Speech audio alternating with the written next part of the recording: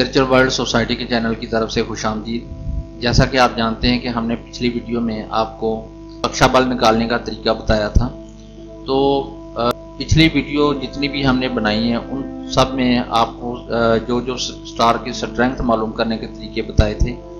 इन तरीकों से हम आपको इन सब का एक निचोड़ बताते हैं। एक ऐसा तरीका बताने जा रहा हूँ मैं जिसके ज़रिए से आप किसी भी दिन का जो है अच्छा या बुरा होने का फैसला आप कर सकते हैं। जैसे आपने कोई अहम काम करना है, कोई सफ़र करना है, तो आपको पता होना चाहिए क्या ये दिन आपको फ़ायदा देगा, उस सफ़र में आपको फ़ायदा मिलेगा या नहीं। या आप शादी के सिलसिले में कोई इन्फॉर्मेशन लेना चाह रहे हैं कि ये मैंने कोई भी चाहे अहम काम करना हो किसी भी किस्म का, उसमें आपको ये तरीका जो है वो फ़ायदा देगा।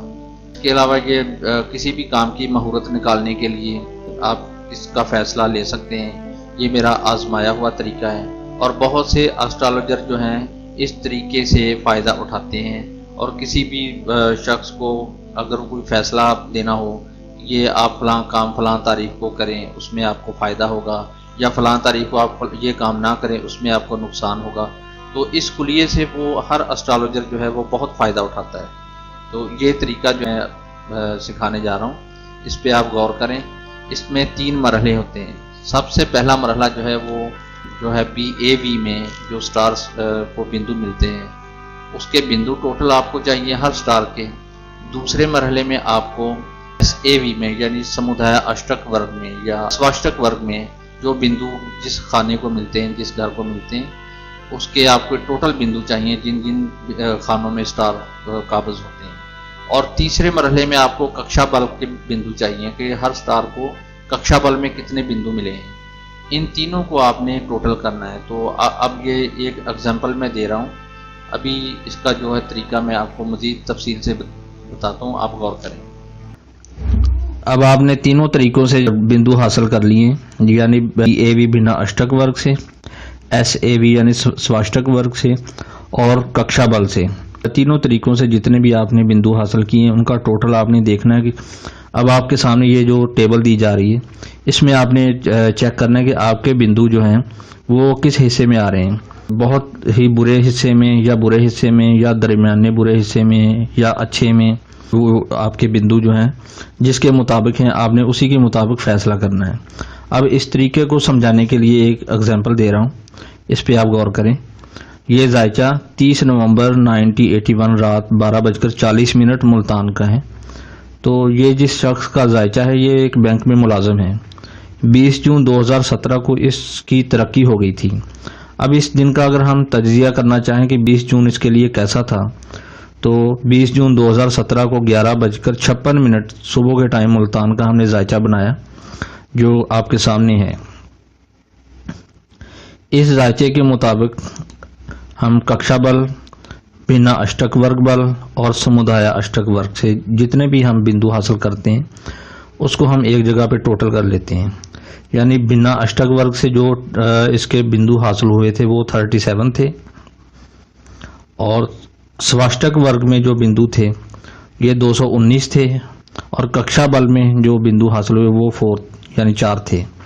तो इन सब को एक जगह पे जमा किया तो 260 जवाब आया। अब टोटल 260 की जो तादाद है ये अच्छा के कॉलम में आ गई है, यानी 247 से 288 के दरमियान हमारी ये 260 वाली तादाद आ गई है, जिसका मतलब है कि ये दिन इस शख्स के लिए अच्छा था। अब इसके बरक्स इसी शख्स के लिए 14 अप्रैल 2018 का दिन मनहूस साबित हुआ था। इस दिन उसके घर से कुछ रुपया और जेवर चोरी हो गए थे, जो कुछ मेहनत और भागदौड़ की वजह से मिल तो गए, लेकिन मजमूई तौर पर यह दिन इसके लिए तकलीफदेह और जहनी अजियत वाला साबित हुआ था।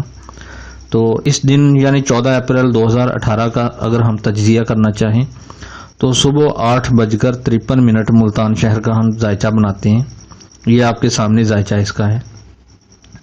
इसमें BAV यानी बिना अष्टक वर्ग से जो हमें बिंदु हासिल हुए थे वो 177 थे, और स्वाष्टक वर्ग यानी समुदाय अष्टक वर्ग से जो बिंदु हासिल हुए थे वो 21 थे। कक्षा बल से स्टार को टोटल जितने बिंदु मिले थे वो 3 थे।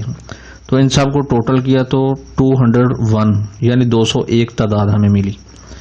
ये तादाद जो है ये दरमियाने दर्जे में बुरे की लिस्ट में आ गई है, यानी 195 से 225 के दरमियान ये तादाद आती है। तो इसका मतलब है कि ये दरमियाने दर्जे में बुरा दिन है। इसीलिए रुपया या जेवर जो चोरी हुआ था, क्योंकि ये दरमियाने दर्जे में बुरा दिन था, इसी वजह से चोरी शुदा माल वापस भी मिल गया। लेकिन ये दिन इसके लिए तकलीफ दे और अजियतनाक था, क्योंकि ये दरमियाने दर्जे में बुरा दिन था। अगर ये ज़्यादा बुरा दिन होता तो शायद ये चोरी शुदा माल भी वापस ना मिलता। अब हम इसी तरीके से किसी भी दिन का मुहूर्त निकाल सकते हैं, कोई भी फैसला कर सकते हैं कि ये आया हमें फ़लाँ सफ़र करना चाहिए या नहीं, ये फ़ायदेमंद होगा या नहीं, या फ़लाँ तारीख को शादी करना चाहते हैं अपने बच्चों की या किसी की, तो क्या ये दिन उनके लिए अच्छा है या नहीं, या कोई भी अहम फ़ैसला करना है, मसलन कोई कारोबार का आगाज़ करना है या किसी से अहम मुलाकात करनी है, तो उसमें ये जो फार्मूला है ये आपके लिए बहुत फ़ायदेमंद साबित होगा।